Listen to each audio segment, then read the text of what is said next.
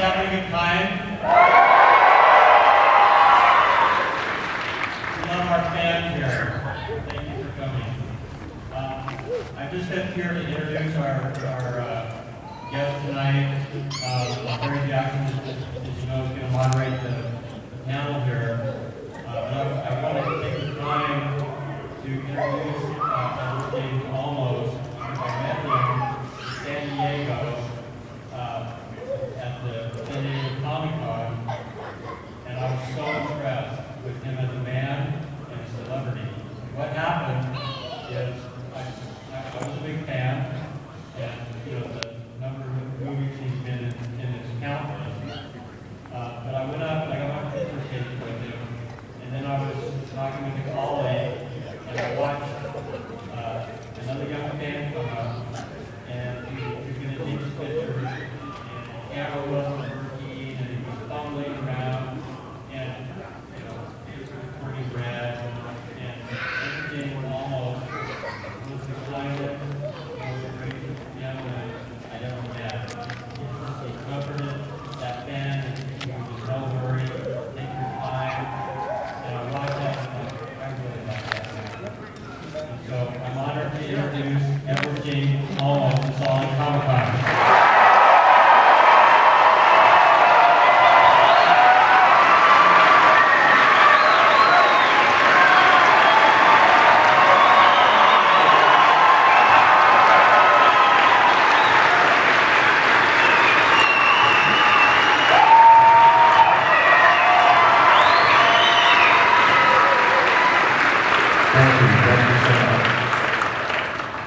I gotta tell you, backstage, he was saying the nicest things about you guys. You mind if I quote you? These Salt Lake City fans are the best fans that I've encountered, and I've been doing these cons for a long time. Quote.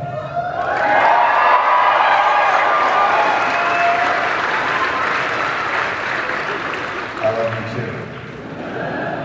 No, it's really important for you guys to understand that you guys are building something that's really magnificent here.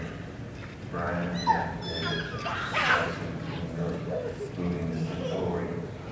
Because of your support, this Comic-Con convention has become the third largest in the country.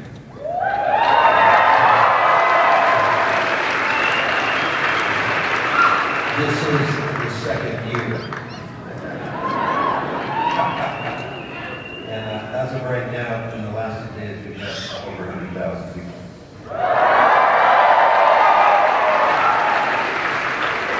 And what it means is that basically, that Salt Lake and the regions around here really appreciate it and want this to happen. And that's really amazing. And I have to tell you, I'm really seriously very grateful. Every single person that met here came over and said hello to me, shaking my hand, and I talk a lot. Come over. How many people come over, raise your hands? For those of you that haven't, too bad. You could actually talk to me. I mean, really one-on-one. I mean, we really get down to it. It's really amazing, wonderful, because the kind of people that you are comes out and really is set and see. And you can feel the warmth, the understanding, the passion of people. You go to some conventions and you don't get that. You don't get that at all. In fact, you get a sense of urgency and a sense of possessiveness. They own you. They feel like you have to do something for it. And it's really, it's a strange feeling because we're here really to say thank you to you. It's very good to see you.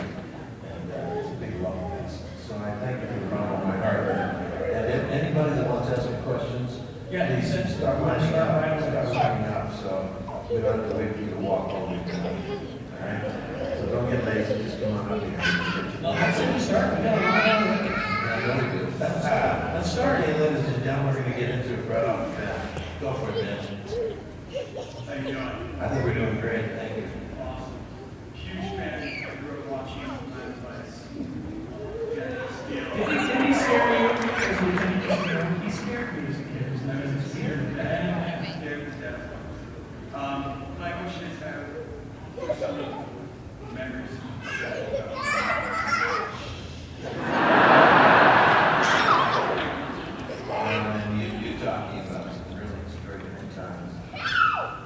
some that honestly are just unbelievable.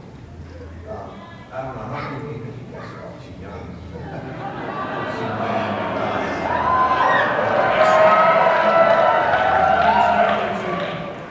The album just started screaming to you. All the young people are going, Miami what? No, actually the most, I guess the stories that most make people, oh my God, the stories of how the situation got started. I was the second lieutenant, first lieutenant that got, this year, got me killed by his own request. He told Michael, man, kill me. I want off. He wanted off the show, so they killed him. Third episode. And they were shooting, they were rolling. So I was called on the day, one day, and Michael calls me up and says, listen, we need you to do I need you on the show. I want you to be on Miami Vice. And I look at Miami Vice, hadn't aired yet. There's nothing. But just the title got me. I said, Miami Vice. Sounds like Starsky and Hutch. One of those kind of things, when the hero's always the hero, and you know who the hero is, and the heroes always win, And sure enough, when they sent me the tapes of the first two shows, it was that way. They had dismissed the FBI, they had dismissed the CIA, they had dismissed their own lieutenant. That's why he wanted off the show. There was no respect for anybody. Everybody, they would be doing a scene, and all of a sudden, they'd be talking to the governor of the state, and then they'd look at each other and they'd give themselves that look, like they know, and then they'd look back at the governor and go, and of course, no one's supposed to know except the audience. Oh, they know, they're going to take care of it. So that kind of filmmaking and that kind of acting is the kind of stuff that was going on. And I was scared of this because basically it's the kind of stuff, I turned down Mystery Blues, I turned down NYPD Blue. Now, those shows didn't do that. Okay? Those shows didn't even get close. People died on those shows. Yeah, it was really tough. So in essence, to make a long story short, I took the job on one condition, that I had total creative control of my character, and that I had a non-exclusive contract. So that means that I could come and go as I pleased. And that's the reason I got to do Stand and Deliver, and I got to do Mountain Cheer, which was I got to do Triumph and Spirit. I got to do a lot of movies during the time period that I was doing my advice, because I couldn't sign an exclusive contract. They kept on raising me. He called me back 5 different times, and they kept on raising me the price of my paycheck. And at one point, I took the phone away from my ear, and I just said, man, if I only knew that all I had to do was say no. I started saying no a long time ago. But, so when I took the job, I took it under that understanding. So he finally checkmated me, because we were working with NBC at the time, and he ended up saying to me, okay, you got it. He called me back the last time. And he says, you got a non-exclusive contract, and you have creative control of the character. And I said to him, because he checkmated me, and I said, oh man, I never thought that would do that. I never. So now he checkmated me, and I said, okay, and I'll take the last offer you made. So it was really more money than my father had made in his entire lifetime. I was going to make in 20 episodes. It's terrible. I mean, that's really, really hard to take. He's being serious. I am. Serious as a heart attack. Think about it. Your parents worked their entire life for 25 years, breaking their backs and doing stuff that's just really hard to do. Blue collar stuff, welder, working his ass off. And then all of a sudden, all right, we'll give you this, and it's horrible. Money just, and you say this, like, man, this is not fair. It really isn't fair. And it isn't, guys. It really isn't. And it's like what we pay school teachers versus what we pay, athletes.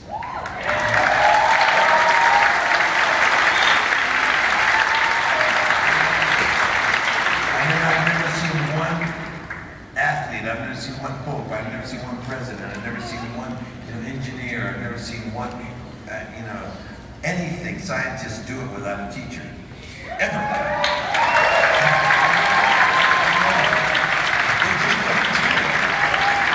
So, it just hit me that way, because that's how I got into it. So he asked me the question.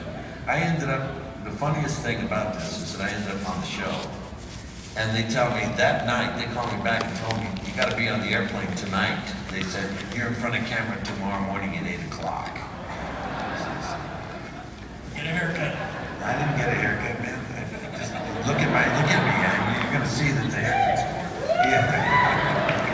But the thing that was funny is that I didn't change. I wasn't on stage the way I was. I don't wear makeup on stage, so I just like walk up, and I called up the costume designer. Designer calls me up and immediately, this is how it started. He asked me the funniest thing about Miami Vice. This is how it started, right? With me saying no, them saying I'll give it to you, me saying you can't because you don't do that, then say we will, we'll change it. And now I got creative control of my character. I have a non-exclusive contract, and I'm on my way to Miami. All right, okay, boom! That's a boy. Yeah. So the costume designer calls me up and says, Ed, we need your sizes. I said, okay, I gave her my sizes. I said, okay, this is what I need. I need to go to Kmart and buy a suit, black one. I mean, just really before the Blues, before the Blues Brothers was 84. I said, buy a black suit and wash it. I'm serious, and wash it. And then don't dry it. I mean, don't iron it, just dry it. Let it hang on a hanger and just dry it, okay? And she goes, no, we have a style on the show. And of course, we have a style. So I can imagine they're going to probably put me in Armani or something, Jesus. I said, because I saw them, I saw the show, and I said, wow, they were using Versace. Next year's Versace, they were using this year. So they were setting the trends, right? It's a great commercial. It was, big one. So I said, give me this stuff, and I said, I want wrestling shoes. And then she says, excuse me, but we have Michael has a strict order. I said, please just tell Michael this is what I want. And please have it ready, because I'll be there at 7 o'clock, and I'll be on the stage by 8 o'clock to start working. So, and then she goes, well, I'm gonna talk to him. I said, fine. And so I got on the plane, I'm flying over there, and I'm all the way over, I'm going, oh my God, what am I gonna do? This is really serious. So, first thing I did, first day of work, I got into a fight with both Phil Michael Thomas and Don Johnson. Right off the bat, I told Don Johnson, I remember when Phil Michael Thomas came up to me the very first scene I was shooting, the very first scene, he comes up to me and he goes, that's how they do, that's what, this is Crockett's girlfriend. We were by the creek, and he goes, this is his girlfriend from high school, and she shot me back there 5 times. And I look at him and I say, and this is not written, because don't you ever come up into my face like this again, Dick. On camera, he's going, he doesn't know what to say. I mean, where it's at in the script. What show are you doing? First day, first scene, first take. His first lesson in acting. No. And he just, and then Don Johnson comes over and grabs him because now he's the star, man. I mean, he's the star, He's Phil Michael Thomas, Tubbs, Ricardo Tubbs. And I said, whoa. And I just let him have it, and he turned around, they grabbed him, and he had to grab him because he said, he got defensive. And Don grabbed him, and the director goes, good, that's good. Okay. He knew what he had. Okay, he knew what he had. The second scene was with Don Johnson inside my office. And you guys I haven't told a story like this before. This is the first time. You guys all deserve it, by the way. This is really inside stuff, right? And when you look at the program and you see when I arrive, you'll see what I mean. And when you go look at Miami Vice again, you'll see all these scenes, you're going to say, holy man, well, that's when you did it. But The second thing was when Don came into the office, I shut the door before we started the scene, and the scene was he was coming from outside, and he would swing the door open, and then he'd come into the office, and he'd say the scene, we'd do the scene, and then he'd practice it again, and I shut the door, but he would open the door before I started, and then he'd come and he'd walk in, and he'd throw this thing open, and put this thing down, and then take a manila folder down, and we'd do the scene. Okay, we're ready to go. Let's start it. Are we quiet on set? Let's do it. Okay. I shut the door. He comes out. He goes, no, Ed, leave the door open, man. There's no doors closed. This is the OCD room, and there's no, everything's open. We just walk in and out. We don't mess with doors. I said, excuse me, Don, I'm sorry. This is my office. He says, Ed. I said, Don. And I knew Don. I had worked with Phil Michael Thomas in 1971. I had worked with Don Johnson in 1973. We had worked together. We knew each other. It wasn't like, I came to work and I didn't know these guys. We had known each other. So I said, Don, shut the door and knock on the door before you come in. I mean, I'm a lieutenant. This is my office. I just arrived. You see me walking into this episode carrying a flower in a box. And I told her, you should have seen, this is crazy. I'm just starting to remember. The production designer, okay, I want him to tell you what the costume designer did to me, okay? I won't get into that one, But I wore my black suit, as you all know, okay?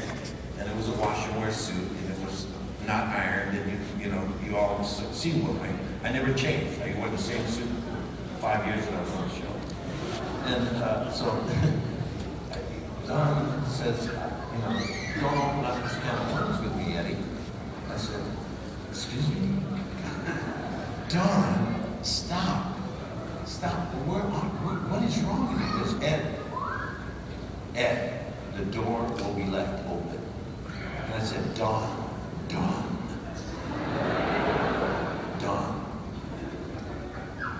No. All right.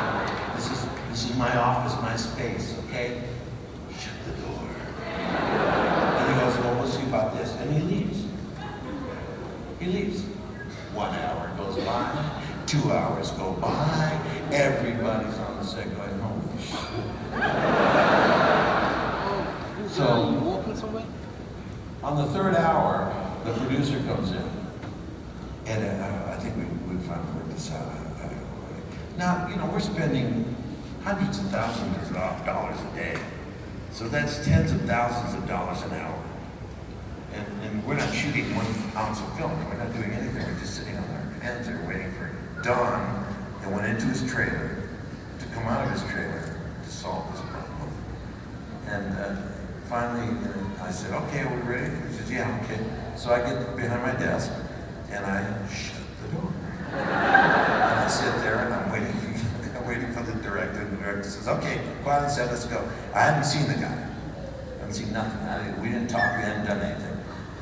I hear, and the door swings open, smashes against all of these these shelves, aluminum, the file cabinets that are made out of steel, the old kind, and the windows had Venetian blinds on them, so they go, and he comes in, and he has this envelope in his hand, and throws it at me on the desk. Boom! And I had told the production designer, of course, they had all kinds of stuff when I got there. They had all kinds of books on the bookshelves. They had all kinds of papers all over my desk. They had pipes. They had all kinds of stuff all over the place. I said, take it all out. I want nothing in this room. Excuse me? I want nothing in this room. So the room was completely barren because the other lieutenant had been killed. And that was all his shit. So I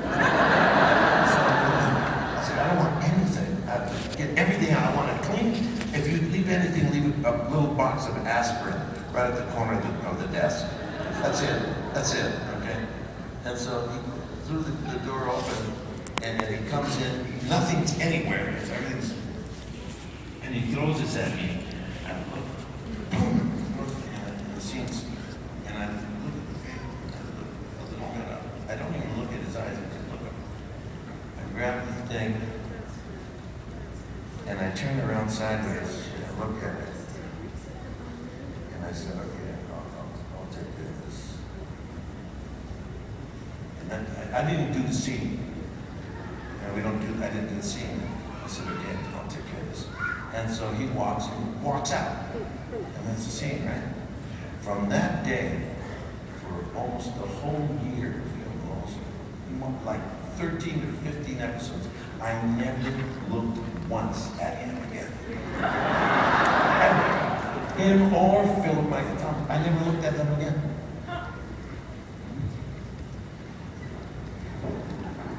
They would come in the office, and this is what I'd be against the wall.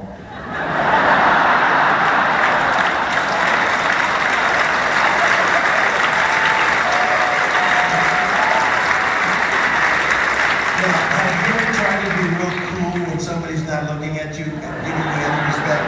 It's really hard to be real cool. So their cool went right out the window. And it was from that moment on that the show really took off.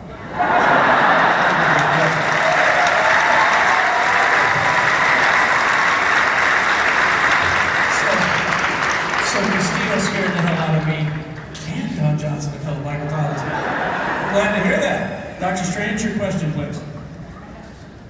I recently saw Mi Familia, and I'd never heard of this movie before. And I was wondering, I had two questions. One, is there any movie you've done which you wish was more widely known? Maybe Mi Familia, maybe another one. And what is your favorite memory of working on it? I would like all my films to be more widely known. Sorry. It just doesn't happen in my book. Are you kidding me? Yeah, Mi Familia is not very well known. And it's a gorgeous film. Just a gorgeous movie. And it's very different. So if you haven't seen it, just, Google it or go on. I think it's probably on YouTube for free.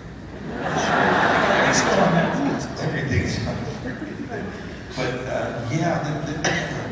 that film, the film Roosters, another really bizarre, great film. The film, well, Stand and Deliver, everybody saw it.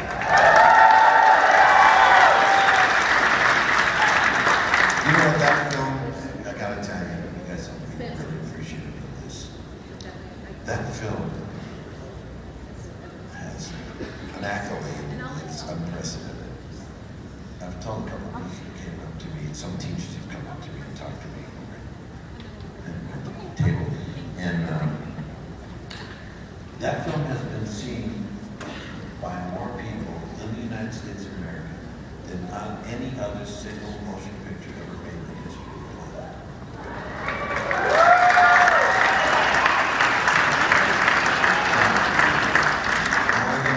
More than Avatar, more than, Raiders, more than Star Wars, more than,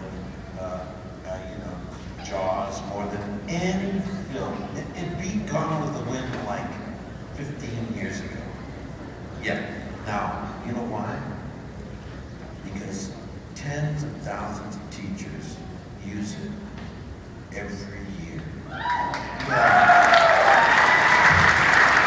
And I'm sure that most of the people here that saw the movie saw it in school. Did you see it in school?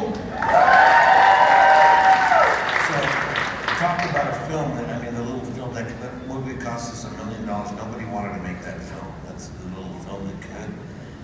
Now it's become the most viewed single motion picture in the history of film. And I'm proud of it because that's really the kind of film that should be the most viewed film in the history of film because of the work. But thank you for bringing up Mi Familia. That's a great film. Thank you very much. Of course, nobody's seen it, but it's a great movie. We all have homework now. So. Yeah? My name's Diana, and Battlestar is my all-time favorite show. It's,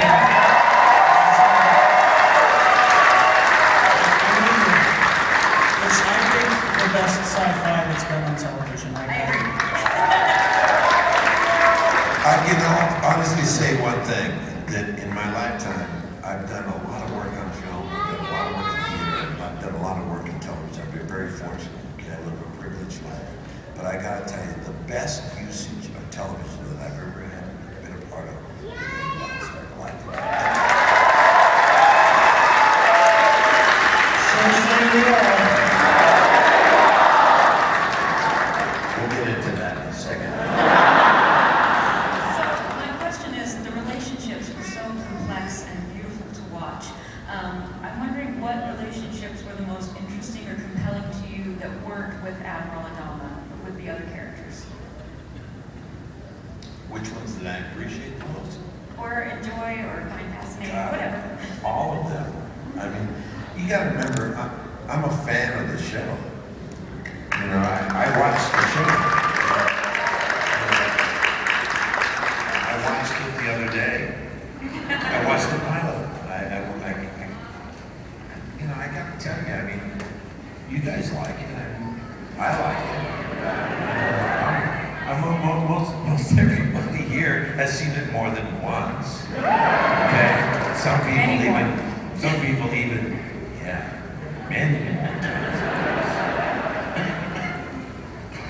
But I gotta tell you, the relationships that really touched me the most, I think, were the first relationships between characters that we had no idea were gonna get together. You know, like, like Lee and Duella. Then I really like went, whoa, right out the charts. That's an interesting. How tall is she, bud? She's really beautiful. She's gorgeous. She's gorgeous. She's maybe 5'1", 5'2". She's gorgeous. Candace is just an amazing artist all the way around the block. She's great. But, you know, I really appreciated Colonel Ty and Ellen. Especially after they kind of found out about each other, you know, and she started helping, you know, deal with this, really helping with this asylum. Spoiler. You believe that there are people in this room right now that haven't seen the show? Can you imagine? There were 3 in the back. No, I'm telling you, there are. And I don't mean to rub your face in it. What I'm saying is that how can you come to, you know, this is like spoiler city. This is like, you really want to lose the concept of the show, come here. Go ahead. And then, did you have a scene that was the most meaningful for you, or that you was most powerful? Or just one you really liked? You know, that was a hard one because the scene with you know, Starbuck when she tells me she actually had something to do with the death of my son.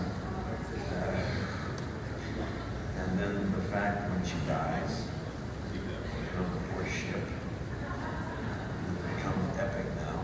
You know, the scene with Colonel Ty, they tell me silent. When Rosalind dies, I mean, these are all disruptive moments in time. I mean, to the point of where, you know, this, you know, you have to, if you really start to realize what we do, it's entertainment, and when it's done really well, you don't see anything going on. And what you do is you can feel the humanity, you make sure you don't trade, and that's why you like really good storytelling, very good stories, you feel the emotional impact, and you get away from, oh, this person is actually acting, you know, and pretty soon you just lose yourself inside the story. And so to lose yourself inside the story, we have to lose ourselves inside the story. So when we're going to do this, we're going to do this. It's like you got to be really careful, you know, because you're, you know, say, well, you're acting, you're turning on, you're turning on. Yeah, but you got to remember something. When you turn it on, you're in it. Your moment to moment is inside of the emotional situation that you're doing. So all of a sudden, you know, your mother's dead, she's got hit by a train. You know, your wife was expecting a baby, and she's aborting right now because she's got, you know, somebody hit her, you know, with a car, and you're going to have to go up and say something. You know, all of those things you have to be thinking about.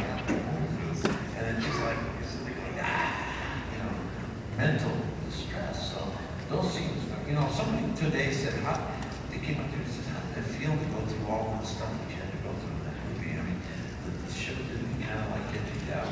I said, yeah, almost every day. Because every day we were dealing with the fact that it was the annihilation of the human species. There was never a day that didn't hit us. I mean, the whole story was about technology wiping us out. So there was never, there were good times, you know. There were times when you forgot about the fact that, you know, there was these silence trying to kill us. And there were times when we would like have a human relationship going, but even then you had to remember, you know, inside of whatever situation was going on, the fact, you know, this is it. I mean, do you remember the scene where they tell me the young little girl wants to abort her baby? And there was like, we have, what do we have? We had 49,000 people at that time. And I said, that was like one of the most craziest moments because the show really hit it. It hit it hard. That's why they brought us to the UN. The reason that we went to the UN, and those that haven't seen us at the UN, you should tune in 2009, they took us to the United Nations, and they took our show, and they used it to really explore the understanding of humanity that was being done by the UN in the world now, you know, on reconciliation, on terrorism, on waterboarding, on children in war, and just things that, like, on right to choose, right to life. You know, when I turned to Rosalind, I said to her, I don't care what the law says, not one human being is going to be aborted. Then I said the ultimate words, which was, I want everybody to start making babies. Everybody, make babies. Thank you very much, sir. You're welcome. Just really about that, sir, really quickly. When they came to you and they said, you know, there was the show in 1978 and it only lasted a season and we want to do it again, what convinced you to say yes? The script. The script was the single most impactful piece of work I've seen. The pilot is brilliant. It's brilliant. And I mean, if you would have read it, you would have said, oh my God. I mean, he put it, Ron Moore, when he reimagined it, put 3 pages in the front of the script before you started to read the script and how you, what you had to feel and understand before you started to read the script. And it was like, when you read that, and then you open the first page and you start to read the first line of the script, you realize, and it just completely consumed you to the point where it became, obviously, the final story that I heard on television.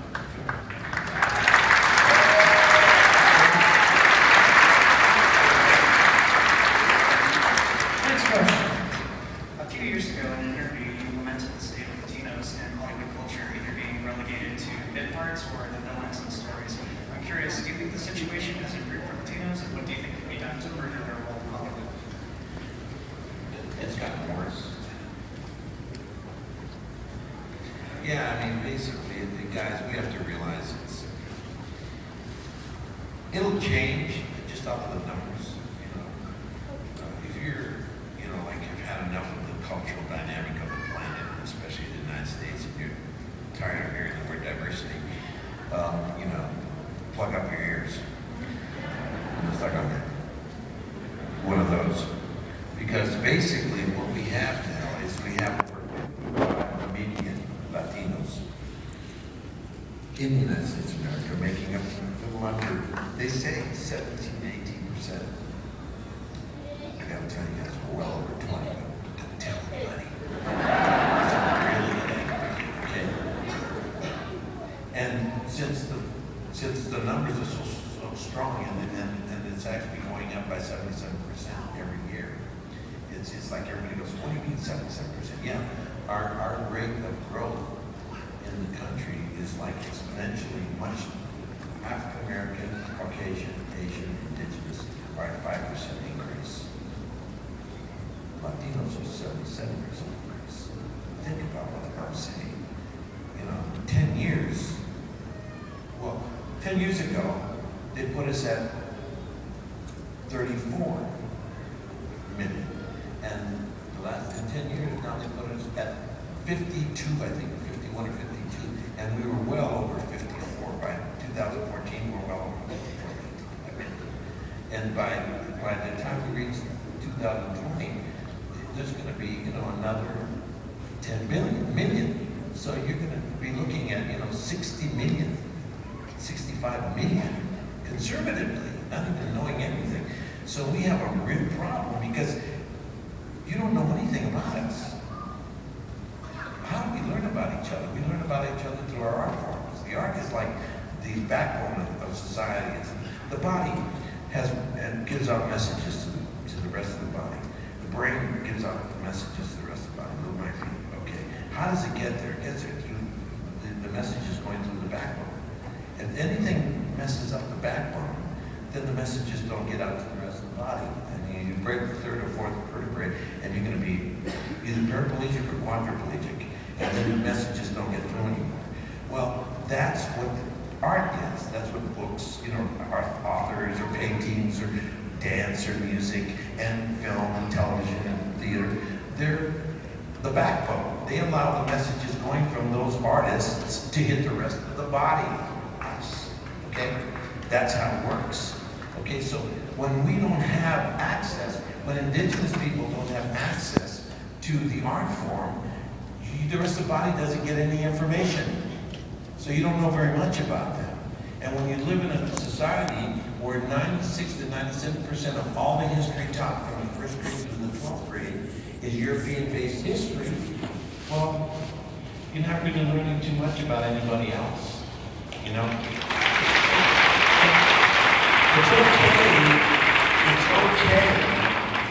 It's okay that we give praise because European contribution has been extremely incredible. But if you look and you say, and I say to you, do you know that there's only one United States national hero that we have ever said thank you to as a nation of color in the United States of America? And that is Martin Luther King. That's it. We've never said as a nation, we commemorate this moment in time and we give this day to, Lincoln. We give this day to, George Washington. You said, but those are presidents. I said, okay, great. Okay, and how about, Martin Luther King? It took us 40, 30 years to give him his day. And what it means by that, giving him the day, is that you say, oh, thank you very much for living your day, living your life. And he happens to be a person of color. That's all. That's it. That's all. But why can't we say thank you to, say, an Asian? She said, job is looking fantastic. We just had a movie. This is a big problem. We just had this movie, and I'll say that less than I'd say maybe 3% or 4% of the people in this room saw such a job. Okay, yeah, probably even less. And people say, well, I didn't even know it was out. That's the problem. We can't get our art form to be out there. So our artists, like Ed Garcia and a lot of people, don't really like to be considered Latino artists. It ghettoizes them. It makes them less than who they are. It's like Martin Sheen is a perfect example. Martin Sheen is Ramon Estevez. Had he kept Ramon Estevez, none of you would have seen him. Because he wouldn't have been Martin Sheen. And he wouldn't have done Apocalypse Now. He wouldn't have done all the stuff he did. Because he was a Martin Sheen, he was, just a, Caucasian European person. So use him. But in essence, that's the difficulty. And that's what I love about Battlestar. Battlestar, forget it. You didn't care.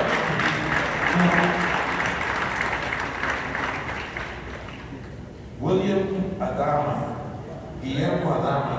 I was a Latino. I saved the planet. I saved the humanity.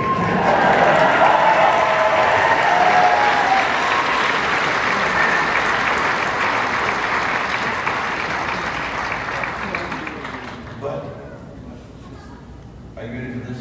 Argo. How many of us saw it? That film was the best film of the year. How many of you knew that Argo was about a Mexican American? 5 people. Did you know that? Argo was the story, one of the greatest stories that we have in Latino history, right? Tony Mendez. That's the guy's name, Tony Mendez from El Paso. That's Fargo, that's the guy. Okay? You know, and of course Ben Affleck said, you know, I haven't approached him, I'll catch him on here. He said, you know, Tony Mendez, it doesn't consider himself to be a Mexican American. He was like Obama, he was half white, half Mexican. Okay? So, but, you know, his father was Mexican, he wasn't around his father. The father left, and his Caucasian mother went and lived in New Mexico. And so he was raised over in New Mexico, but not as a Latino. He was, and I said, okay, great, okay, wonderful. Tony Mendez doesn't like his other half. So then have one scene where somebody says, hey Mendez, he said, okay, man, cool with that, all right? I hate that shit. You know, and let him go on. So you say, well, he has some problems, see, and what, you know, he doesn't even act like a Mexican. And let that be an issue that is not even touched, but let it be part of the story that the guy doesn't like half of himself. All right? Just throw it away, don't make it an issue. Just throw it away. And if he had done that, then the story would have had more depth. And it would have been stronger, the story would have been stronger. You know, but they didn't do that. They didn't even issue it. I mean, when I saw the movie, I said, oh my God. Nobody in the world knows. And at the end, they showed the different, they showed the ambassador from Canada, and then the actor that played him, whoa, exactly looked alike. Every single person was exactly looked like the person that they were portraying. And then they never showed Tony until, and then the only shot they showed of Tony was him when Carter was putting the medal over around his neck, and it was a wide shot, very long shot, and Tony bent over like this, and the president's putting the thing around it, and you don't have to see his face. I mean, he's like this, you know, side shot, and it was incredible. And he said, wow. That's it for him. Yeah, somewhere along the line, we have to give the holy credit. Why not give it to, you know, some indigenous people and some Asian people? I mean, is there nothing that the Asians have done in this country, Asian Americans, that merits us saying thank you to them? Are you kidding? If it wasn't for them, there would be no indigenous people in this hemisphere. They were the first ones here. Don't tell the indigenous people. They get pissed. We're running out of time. I think we have time for I just started. You just got going. We might have time for one, maybe two. Go ahead. Thank you so much for having us on the Christmas. But I wanted to tell you I'm a big VST fan. But I want to thank you for Stand and Deliver. It really changed my math career in high school. Can you tell us a little bit about the research that you did for Haggis Locking, and perhaps if you still have any good calculus skills? I never had any. All I can tell you right now is that Hyman may rest in peace. He died a couple of years ago. It's been very sad every time I think about it. I'm so grateful that we got a chance to really immortalize him the way we did. I think this was the best. If imitation is the highest form of flattery, we imitated him to the highest level of flattery.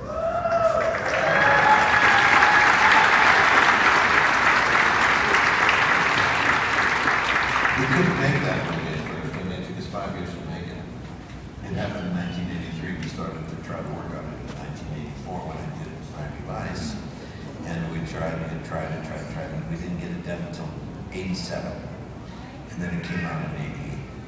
And, but the kind of research I did was basically I lived in, went to school. I saw the way he worked with these kids in the room. And I just used to sit in the back and I stole everything. Every movement, everything, even the way he moved his body and where he put his hand, the stuff he had in his pockets, and his glasses and his hair, everything, just as close as I could come to imitating him to the highest level. And then he was at every single moment of the film. Him and I wrote the script together. We wrote it in 6 days. And you know, it was incredible.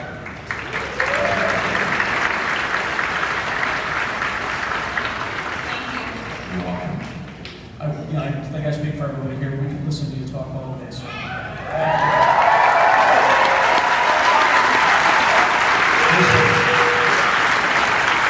I'm gonna go back to my table.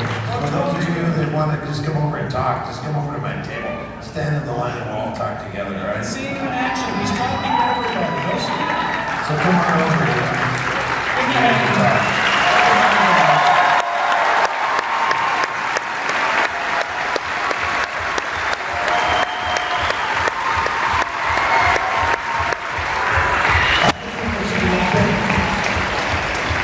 As we move forward, things are moving very quickly. I need you to check out Karen Hudes, Hudes. Hudes. Karen Hudes. Google her. She's a whistleblower who blew the whistle on the World Bank and on the Federal Reserve. I need you to understand it, listen to what she has to say and all the people that are trying to inform us, and then have and push the word around, all right? Because we need it about. Please help me. So say we all.